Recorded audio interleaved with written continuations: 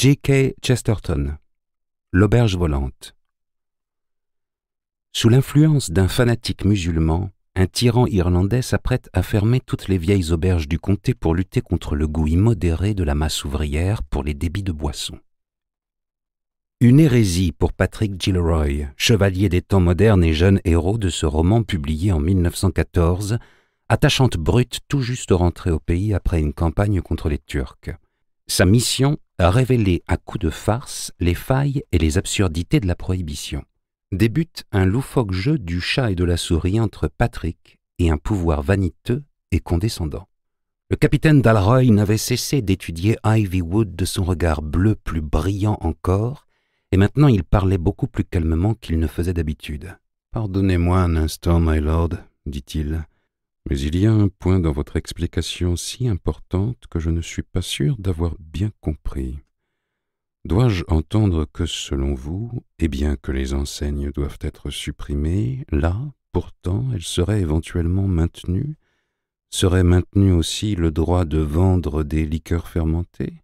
Autrement dit, même si un Anglais ne pouvait plus trouver une seule auberge avec son enseigne en Angleterre, pourtant, si le lieu avait une enseigne, il pourrait encore, avec votre gracieuse permission, demeurer réellement une auberge?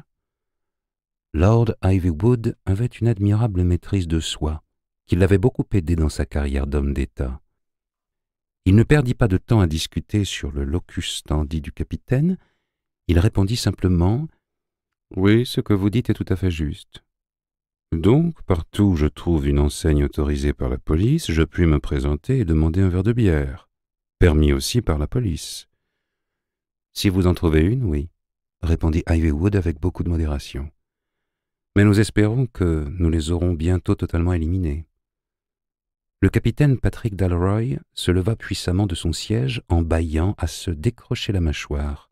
« Eh bien, Hump, dit-il à son ami, ce que nous avons de mieux à faire, je crois, c'est d'emporter avec nous ce qu'il y a de plus important. » De 2 coups de pied stupéfiants, il envoya le barillet de rhum et la meule de fromage par-dessus la barrière, et dans une direction telle qu'il bondit rapidement vers la pente et les bois où la piste disparaissait.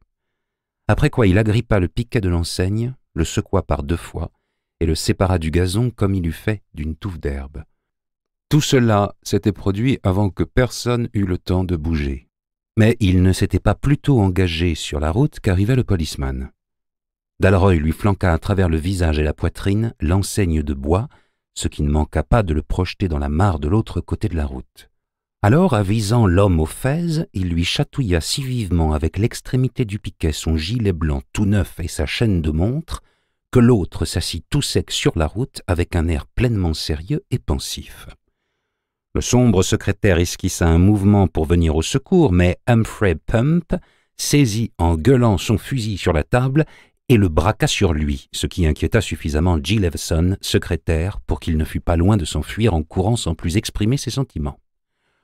Aussitôt après, Pump, le fusil sous le bras, se mettait à dévaler la colline à la recherche du capitaine qui lui-même dévalait à la recherche du barillet et du fromage.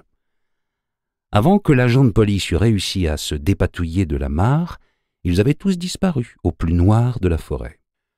Lord Ivywood, qui pendant toute la scène était demeuré impassible et ne donna aucun signe de crainte ou d'impatience, ni, dois-je ajouter, d'amusement, il leva la main et empêcha l'agent de police de se lancer à leur poursuite. « Nous ne ferions que ridiculiser la loi et nous-mêmes, » dit-il, « en poursuivant ces 2 grotesques voyous. Ils ne peuvent s'échapper ni faire vraiment du mal dans l'état où se trouvent nos communications modernes. Ce qui est beaucoup plus important, messieurs, est de détruire leurs bases et leurs réserves.